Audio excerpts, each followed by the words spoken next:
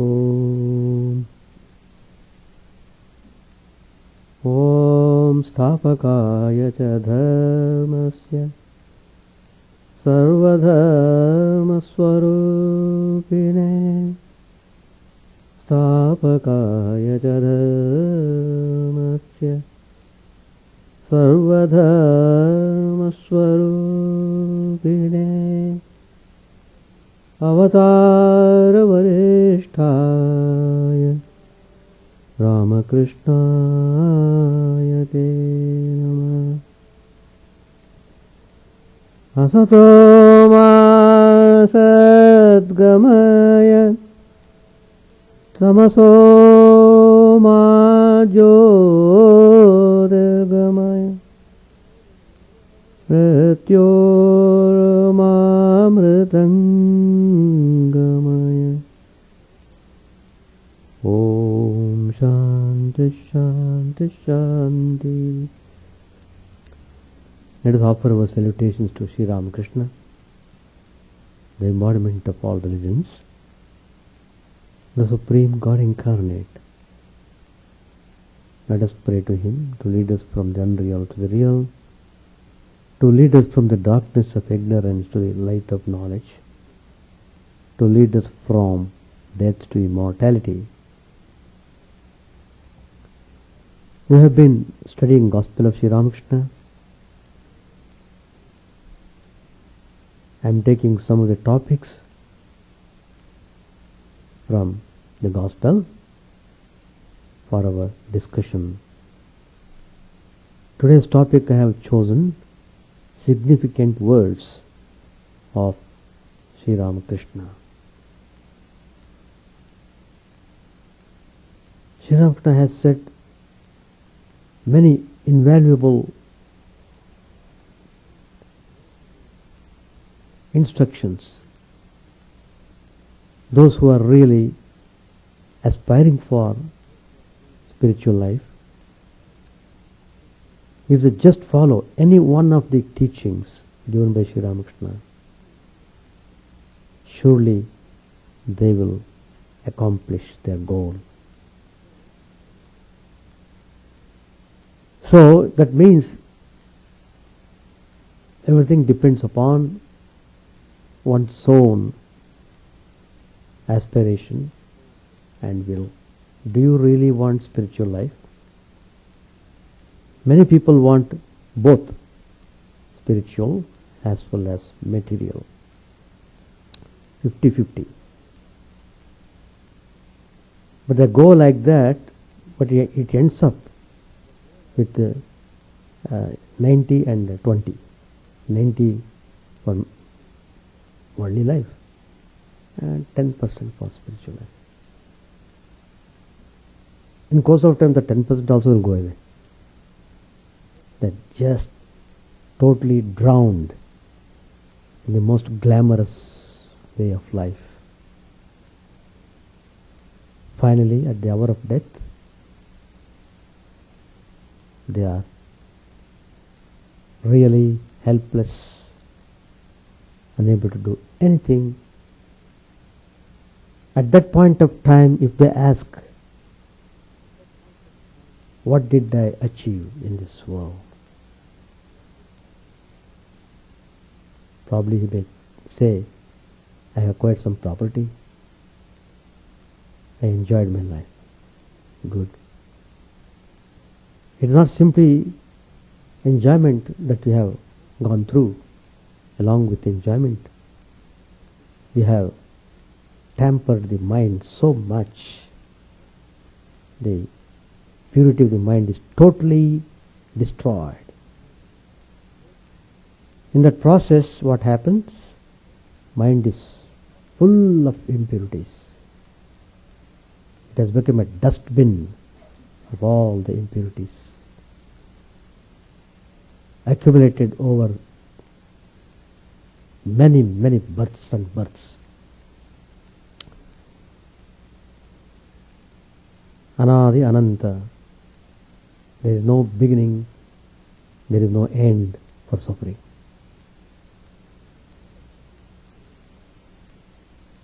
End of suffering comes only when you realize the truth, not till then. So, out of infinite compassion, infinite mercy on humanity, the Divine Supreme incarnates as a human being in order to make people recognize the glory of the spiritual life, in order to show the people the right way of living and experiencing peace and happiness. Well, according to our very well established Hindu tradition, I should say Vedic tradition, there is no activity without any spiritual connection. That means all our activities are spiritually oriented. Even though they are doing worldly type of activities, they are always connected to spiritual ideas. But over a period of time, everything gets destroyed, Now, that connection is snapped. There is no spiritual connection anymore. People have become utterly worldly, utterly selfish. All the negative effects of selfishness have become giants. One is famous for jealousy, one is more famous for hatred, one is more famous for violence, crime. Educated people are committing more crimes than the uneducated ones. So you are seeing the play of the Maya, the Asuric play. Anyway, Sri Ramakrishna, in a most significant way, in extremely simple way, but more effectively, has given clear instructions to follow. That means anyone in this world can have free access to God. Though God is invisible, we can make Him visible. It is possible to see, to communicate with God. So the invisible becomes visible.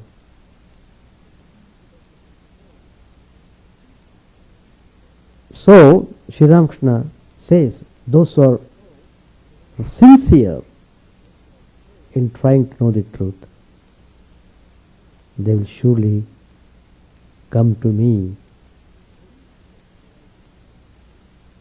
Those who don't realize this fact, they will have to wait for a long, long time. So he says in the Gospel, they are born to no purpose, who, having the rare privilege of being born as human, are unable to realize God in this life.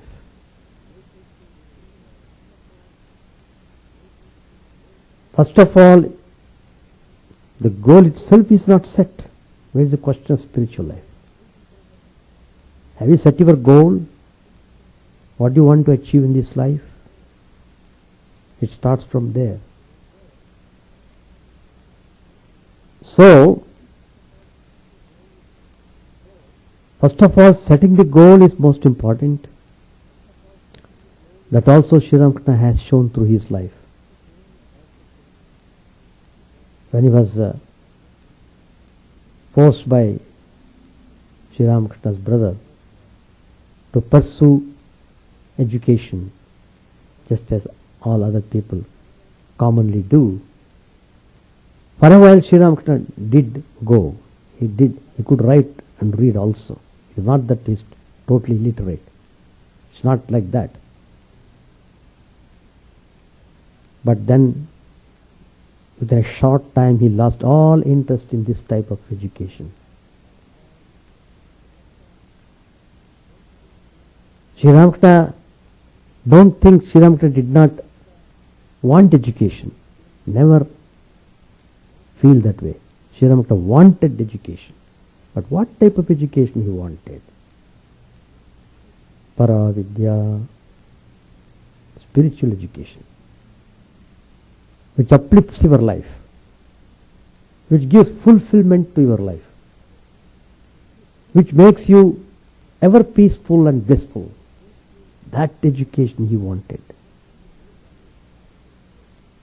Not simply running after job-oriented education. Just job-oriented education people are pursuing now. It is not that they should not go that way. What I mean to say is that in that mad pursuit, running after the external things, they totally neglect the most important spiritual aspect of their personality. So, for most of the people, the spiritual dimension is totally damaged. There is no such thing at all. Many people, they don't have any kind of feeling or understanding about spiritual way of life. But we shall not really concern about them. It takes long time for them to turn back. They have to make a U-turn. It's not simply you can by miracle you can have God realization. Impossible. Unless the mind is purified, you will never get into God.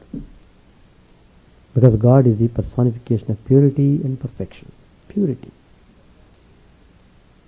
So, first of all, we must cherish our most noble human qualities, and then you must rise up to divine quality. You must rise up to divine dimension.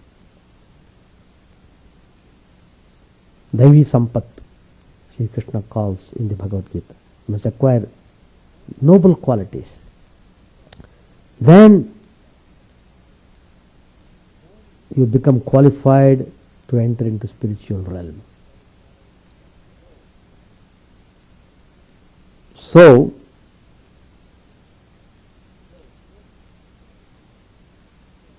those who are not using this human life towards the realization of the truth,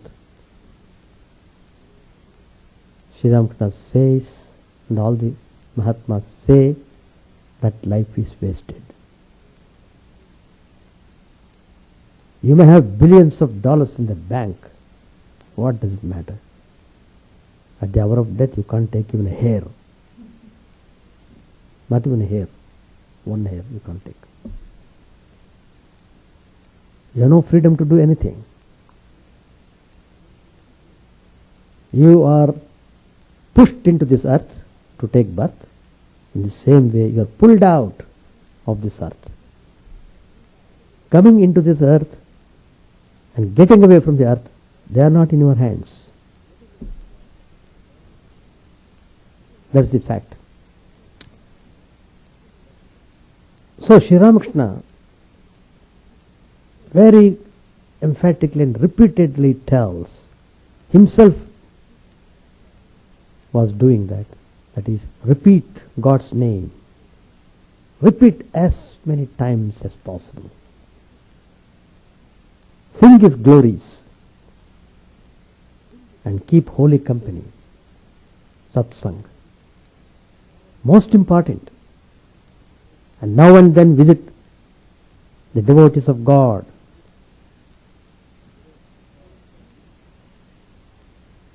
So how important to understand these instructions.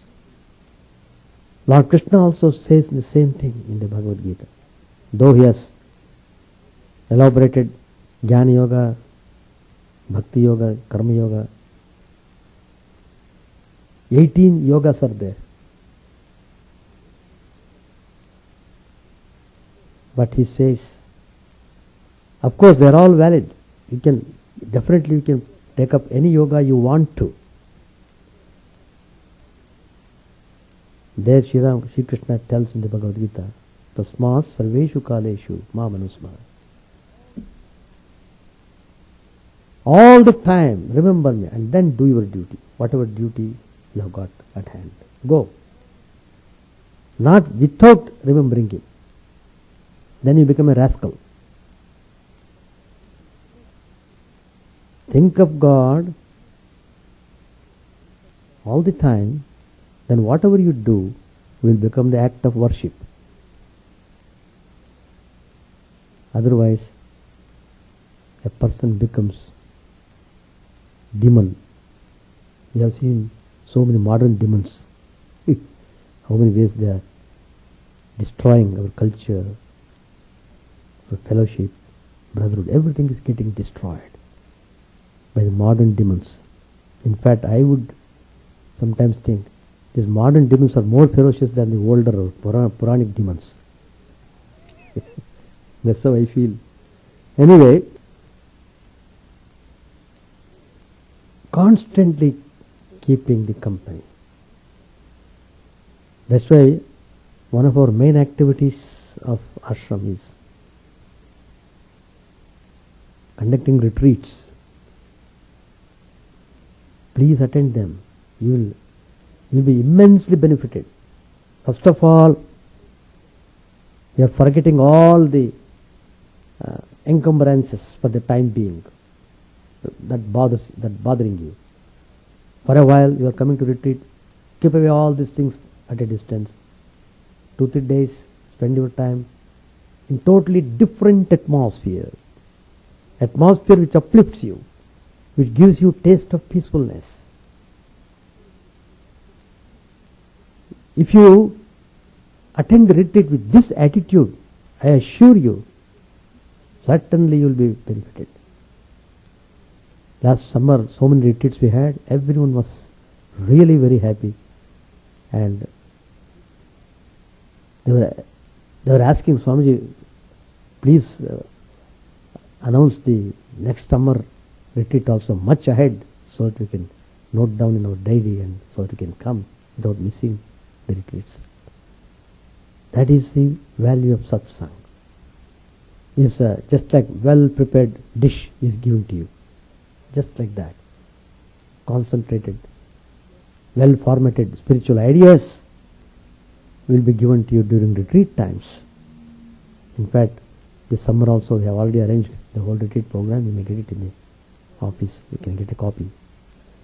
So, never feel shy to repeat God's name. God's name is living. There is no difference between name and form. Nam Rup Abhed. They are inseparable.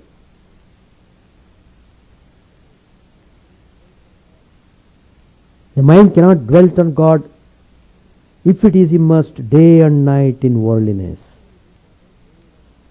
in worldly duties and responsibilities.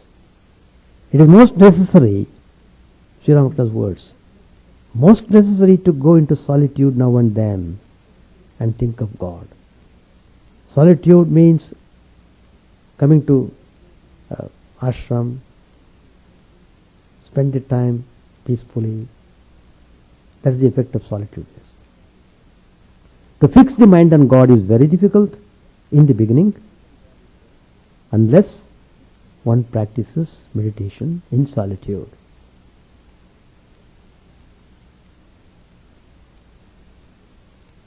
Sri Ramakrishna tells, first secure the oil of divine love and then set your hands to the duties of the world. So, practice spiritual discipline in solitude and obtain the butter of knowledge and love.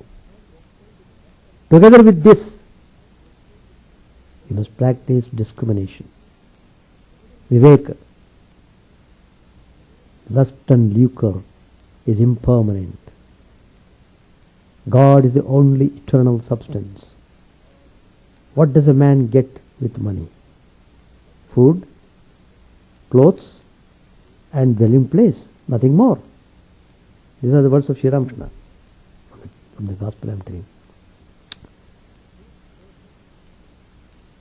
Food, clothes, and dwelling place, nothing more you get from the money. You can't realize God with the help of money. Money can never be the goal of life. That's the process of discrimination. So Sri Ramakrishna also shows the way of discriminating. How you should discriminate. Not discriminating the nonsense way. You have to discriminate in a wise way. You must have some kind of proper discrimination.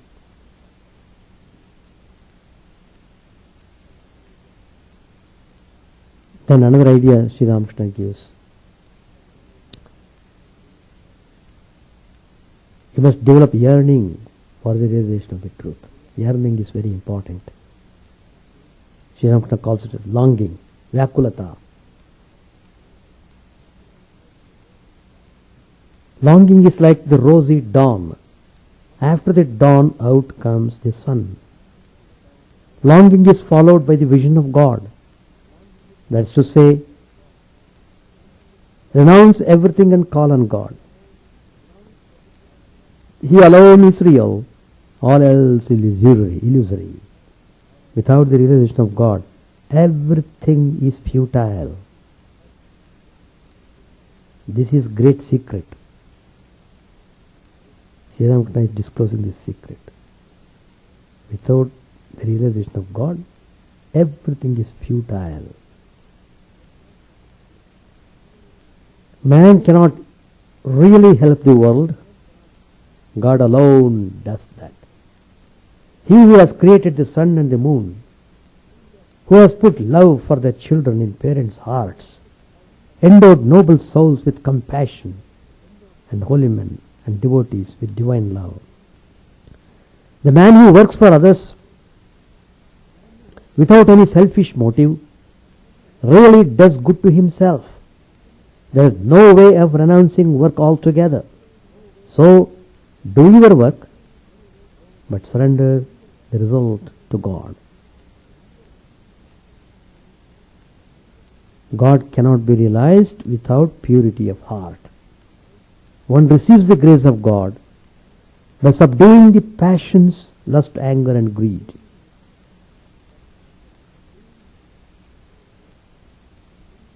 Kama, Krodha, Lobha. There are three gateways to hell. Narakadvara. Sri Krishna says in the Bhagavad Gita, Narakadvara. Kam, Krodh, Lobha. Tasmad etat trayan tyajet. You have to reject totally. If you don't have to enter the hell. Same thing Sri Ramakrishna is telling here. When you are able to subdue these passions, then certainly you can see God. When the heart becomes pure through the practice of spiritual discipline, then one rightly feels that God alone is the doer. He alone has become mind, life, and intelligence. We are only His instruments. Same thing we find Lord Krishna telling to Arjuna when he showed his Vishwarupa darshan. He said finally, Nimitta matram bhava savyasachan. Just remain like an instrument. Everything is done by me. Lord Krishna says, see that. In Vishwarupa, what you are seeing? All these Kauravas, they are all being killed. And you are thinking you have to kill them. It is not you are killing. They are being killed by the divine power. So everything is done by divine power. So what the message is that one should be humble. Don't allow the rise of egoism. That's the message. When the heart becomes pure through the practice of spiritual discipline, then one rightly feels that God alone is the doer. He alone has become everything. We are only his instruments. And Sri Ramakrishna himself explains in the Gita, what is Maya? It is nothing but the egotism that has covered everything like a veil. All trouble comes to an end when the ego dies. If by the grace of God people but once realize that they are not the doers, then they at once become Jivan Muktas. Though living in the body, they are liberated. They have nothing else to fear. Even those engaged in worldly activities, such as office work or business, Sri Ramakrishna tells they should hold on to the truth. Truthfulness alone is the spiritual discipline in the Kali Yuga.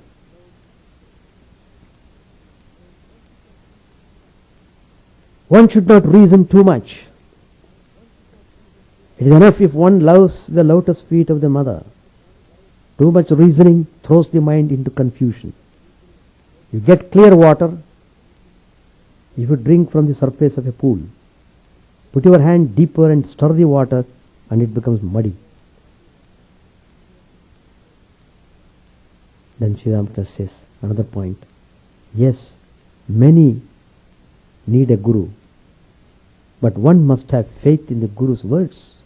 One succeeds in spiritual life by looking on one's guru as God himself.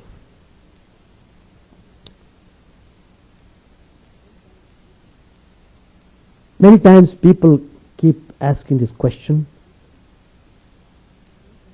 and that question has been asked by the people to Sri Ramakrishna also. And Sri Ramakrishna answers them very nicely. He solves their problem. And that is this. Householders, they're always feeling diffident. Or they may feel they are inferior to practice any spirituality. Why that feeling should come? Why should you feel you are inferior? Why should you degrade yourself because you are a householder? Why do you get disappointed and frustrated?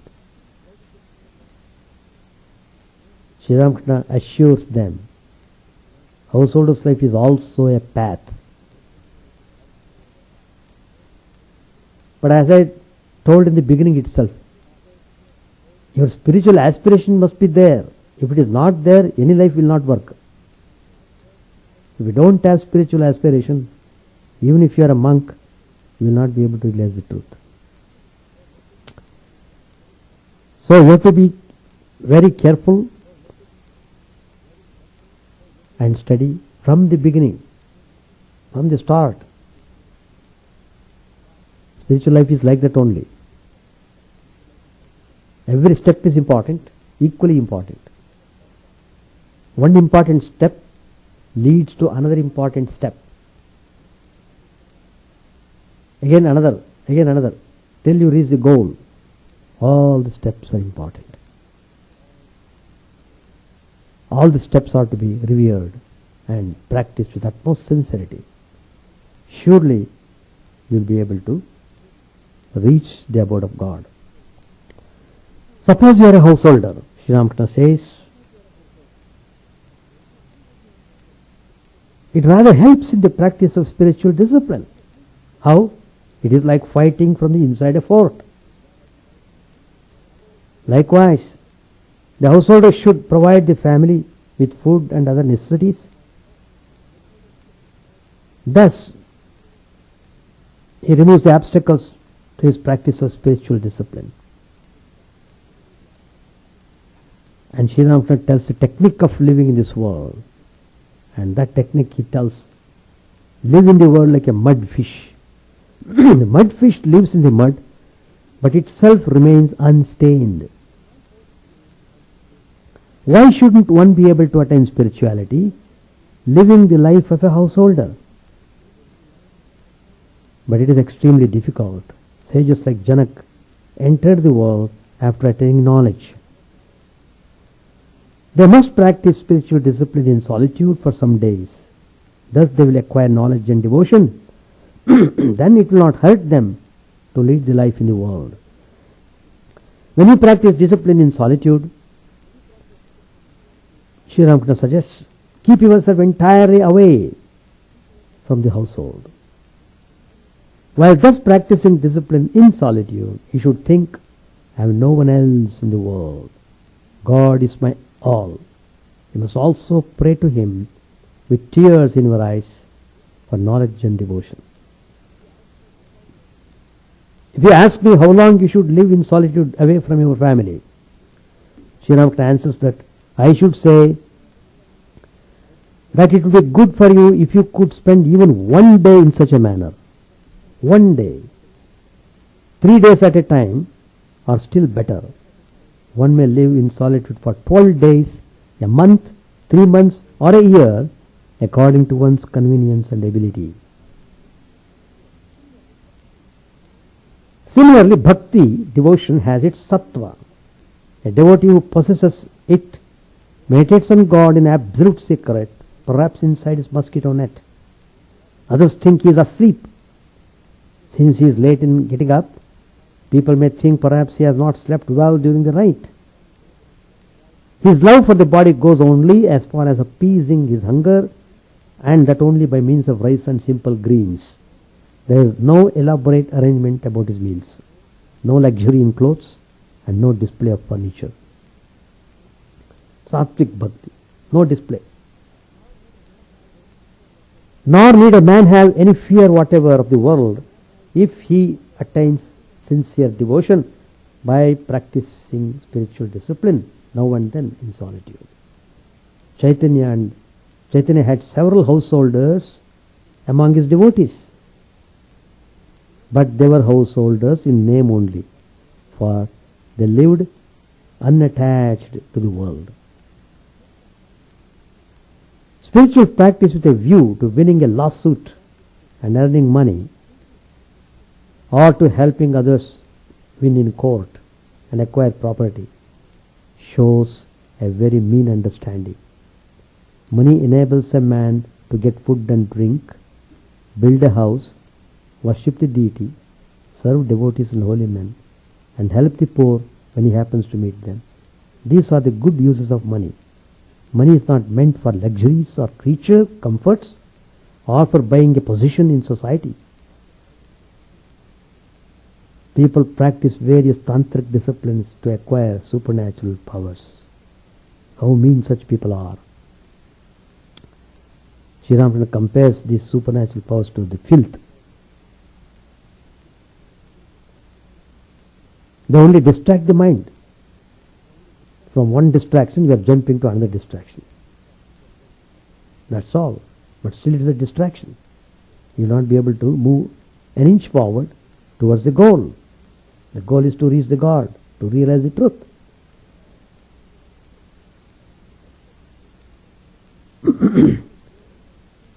The householders may be hidden yogis. None recognizes them. The householder should renounce mentally, not outwardly. Surely you have duties to perform. You must bring up your children, support your wife and provide for her in case of your health. But if you are really intoxicated with the knowledge of God, then you have no more duties to perform. Then God Himself will think about your morrow if you yourself cannot do so. God Himself will think about your family if you are not intoxicated with Him. If you are intoxicated with Him. God Himself will think about your family if you are intoxicated with Him. In Bhagavad Gita it is mentioned, Anyas chintayanto mam. Whoever constantly meditates on me, I take care of them. Yogkshemam vahamyaham. I take care of them in every respect.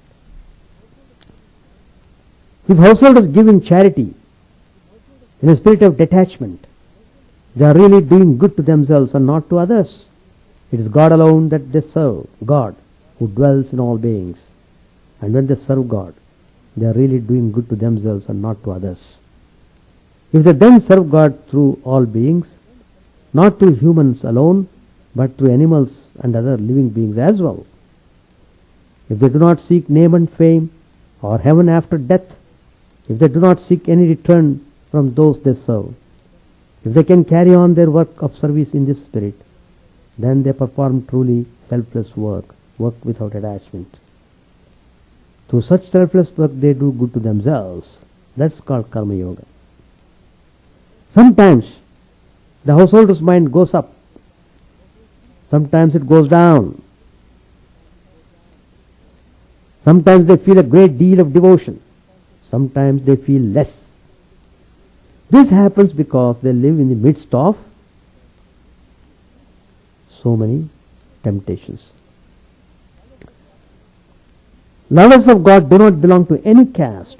The mind, body and soul of a man become purified through divine love. Chaitanya and Nityananda spread the name of Hari to every one, including the pariah, and embraced them all.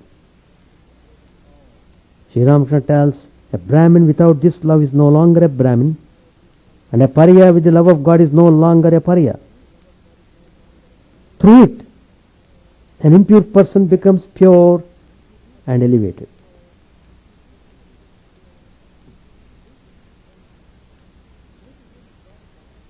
The way to remember God in the hour of death is to practice now the repetition of His name and chanting His glories.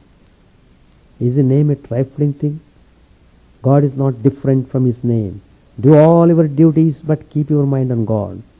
Live with all, with wife and children, father and mother, and serve them. But know in your heart of hearts that they do not belong to you.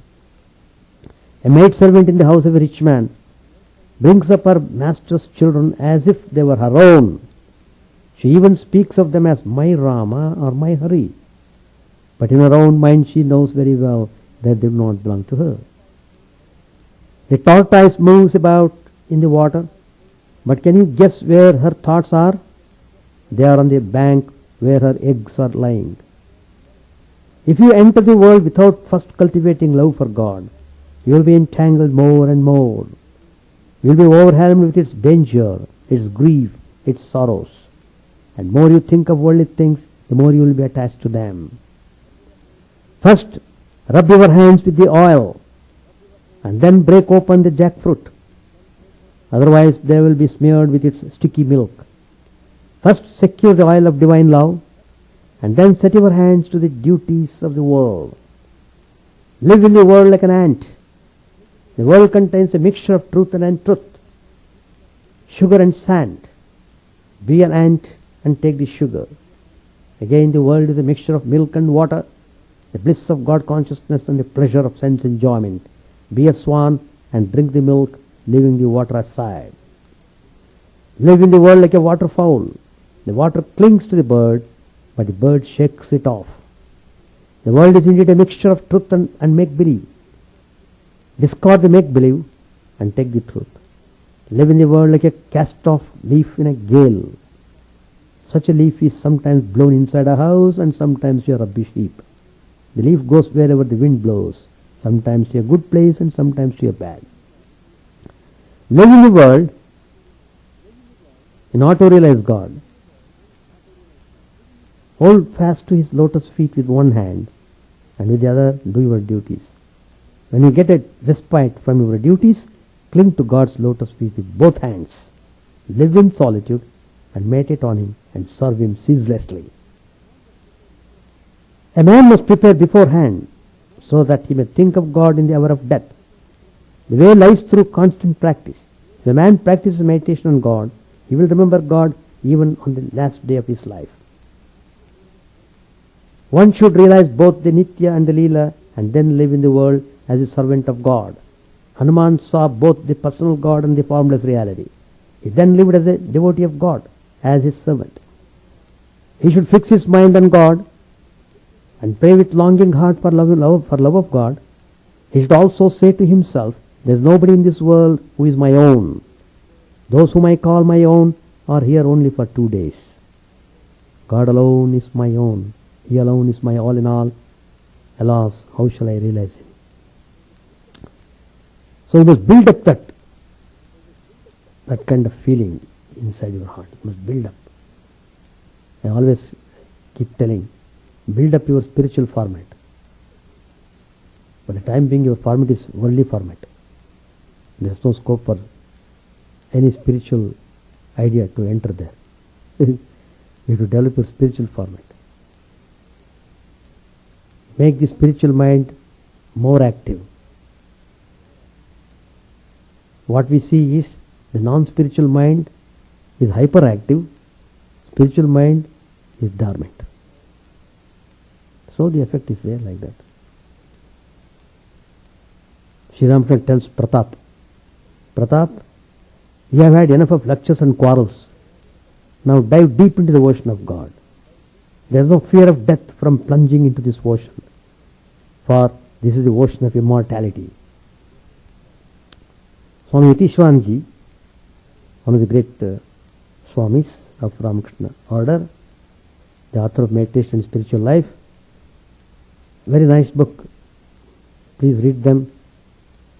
Try to understand what exactly spiritual life means and what exactly meditation means. If you want to know really spiritual life and meditation, please read that book. And then if you have got any questions, you are welcome to come and ask me. Well, there, Swamiji says in one of his spiritual talks, Swamiji said, death, the very word, generates fear in the minds of all. In fact, fear of death is the fear of all fears. No matter how hard we may try to avoid our fate, death stands waiting for us at the end of our life. Swamiji gives an example. It is there in the Adventures in Religious Life. That's also a very good book. One day, a young man, a servant of the Sultan, he rushed breathlessly into the Sultan's palace in Damascus and said, Sir, I need your swiftest horse. He was asking with so much of agitation in the mind. The king asked, what's the matter? The young man replied, Sir, as I passed through the royal garden, I saw death. He stretched his arms towards me and frightened me. So I must flee to Baghdad. The Sultan readily agreed to the servant's request. And then, after some time, the Sultan went out to see his garden, looking for death. That young man told me the death frightened him. Where is that death? I wanted to see. So he just was walking through his garden. He saw death crouching near a patch of day lilies. And Sultan became very angry and he asked him, what are you doing here? Why are you scaring my servant?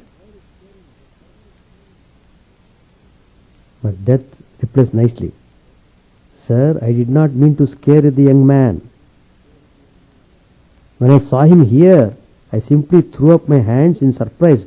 You see, what is the surprise? He was not supposed to be here at the palace. I am to meet him tonight at Baghdad. Death tells Sultan like that. The young man died at Baghdad that night. Death is inevitable. The future is a closed book to all of us.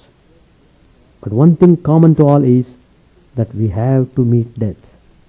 No one can escape it. But having come into this world, why not achieve something Why not live the divine life and be a blessing to ourselves and to others? Spiritual life is not meant for the weak-minded and cowards, for the runaways and dropouts in life. What strong words some is using. Dropouts in life. Spiritual life is meant for the highly intelligent and cultured, for the daring and adventurous, for those who are ready to put in all their self-effort to strive and reach the state of perfection. Spiritual life is meant for those who are brilliant intellectually, beautiful emotionally, and dynamic physically.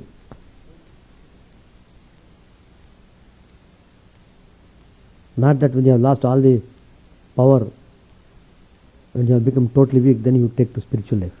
It's all humbug. It's not spiritual life. Don't believe that. So, there is a period of preparation. Prepare. Without preparation you won't get anything. Without preparing the rice, how can you eat? You have to spend some time preparing the dishes, then only you can enjoy. To create good samskaras in your life, good samskaras, which always excite you to think about good things, which inspires you to go in a proper way. There are some aspirants who, without striving hard for improving themselves in every way, go on lamenting and cursing themselves and find a morbid joy in self-condemnation, which is another form of self-love but turned upside down. You should see that you do not condemn yourself too much and thus weaken your moral fabric. Condemnation is not the way. You have to struggle properly. Struggling properly, understanding the things properly, following them up properly in life, in day-to-day life. That is very important. That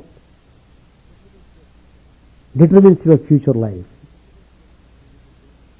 And you will be going from joy to joy. That's the way we should conduct our life. Let us try to follow Sri Ramakrishna's teachings as much as we can. But Sri Ramakrishna's grace is always there. It doesn't want anything of you except sincerity. You must be sincere, that's all.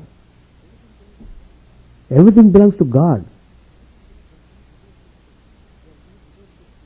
You are giving His own things to Him. That is the truth. Anyway, I hope there is no question today. I shall read. Master said to the Vaishnava, stop that sizzling noise. When butter containing water is heated over a fire, it makes that sound.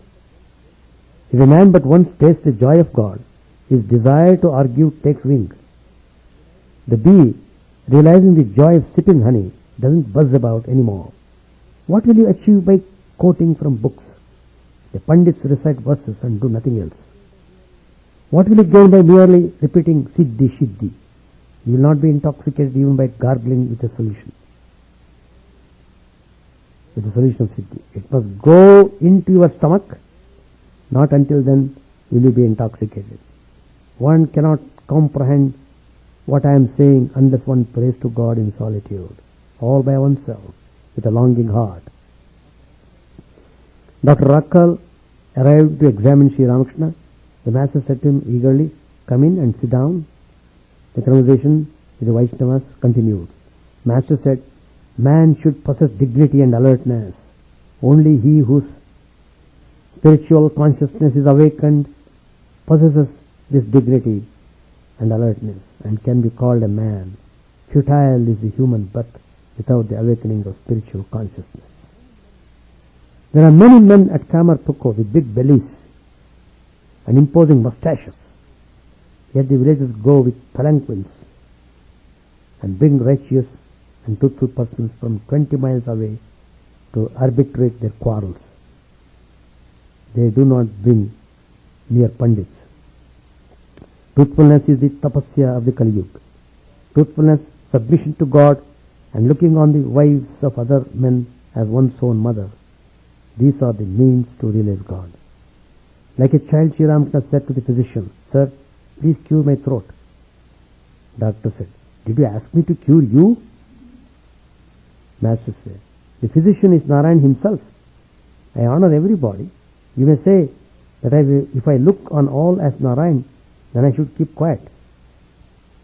But I also accept the words of the Mahut Narayan. The pure mind and the pure Atman are one and the same thing. Whatever comes up in the pure mind is the voice of God. God alone is the Mahut Narayan. Why should I not listen to God? He alone is the master. As long as he keeps eye consciousness in me, I shall obey his orders." The doctor was going to examine Sri Ramakrishna's throat. The master said, "Dr. Mahendra Sarkar pressed my tongue the way they press a cow's." Like a child, Sri Ramakrishna said to the physician, pulling at his shirt sleeves again and again, "Sir, my dear sir, please cure my throat."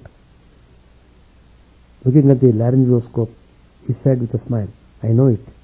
You will see the reflection in it." Narendra sang, but on account of the master's illness, there was not much music. After finishing his midday meal, Sri Ramakrishna sat on the small couch and talked to Dr. Bhagavan Rudra and M. Rakal, Latu and other devotees who were in the room. The physician heard all about the master's illness.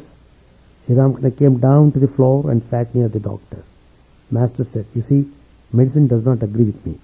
My system is different." "Well, what do you think of this? When I touch a coin, my hand gets twisted. My breathing stops. Further, if I tie a knot in the corner of my cloth, I can't breathe. My breathing stops until the knot is untied." The master asked a devotee to bring a rupee.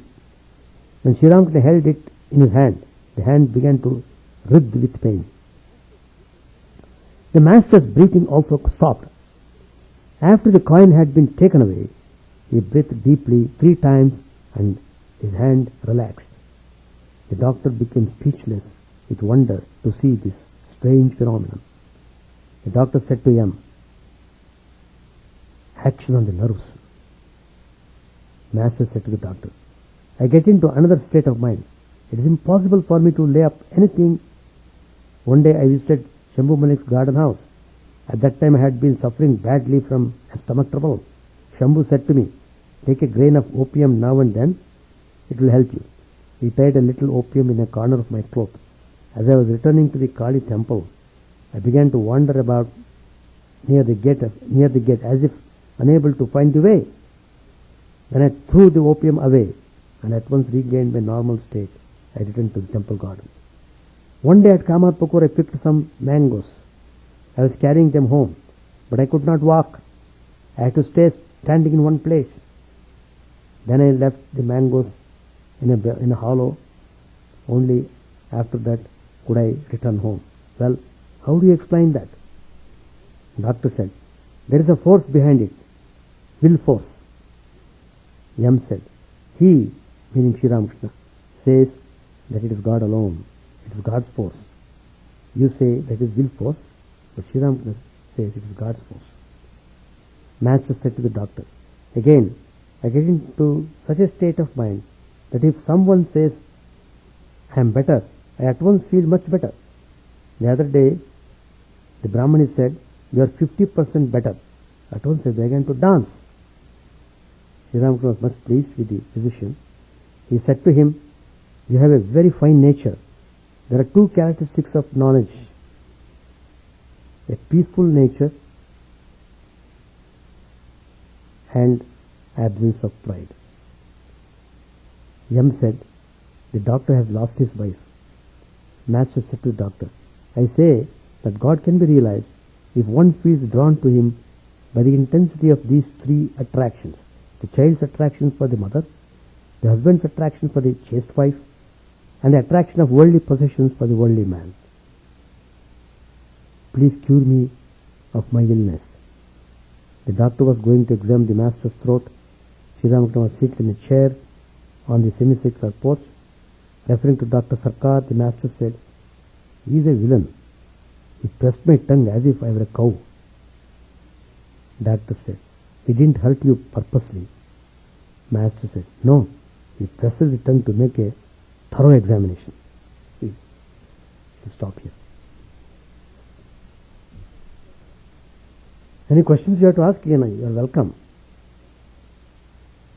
provided you got time.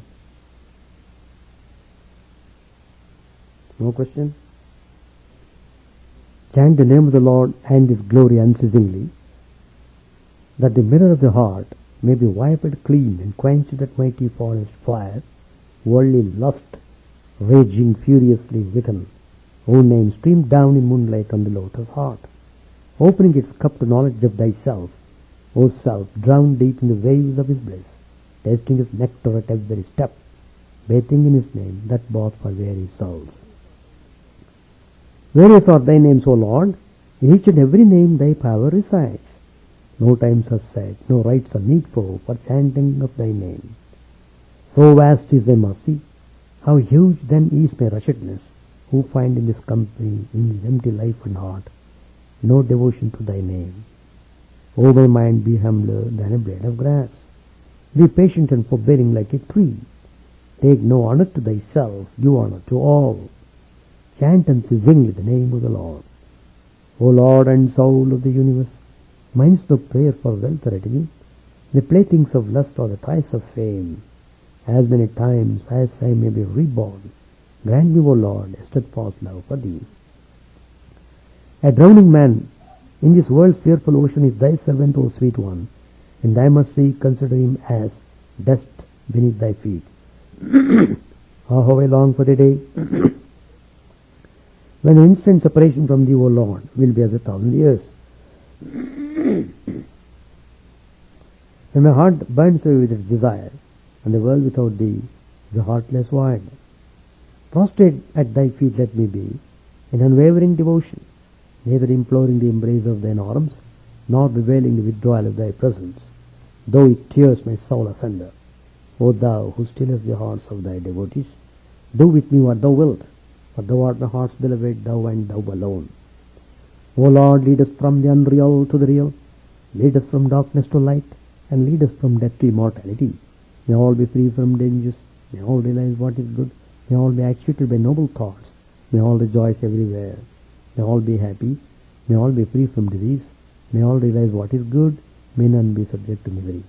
May the wicked become virtuous, may the virtuous attain tranquility, may the tranquil be free from bonds, may the freed make others free.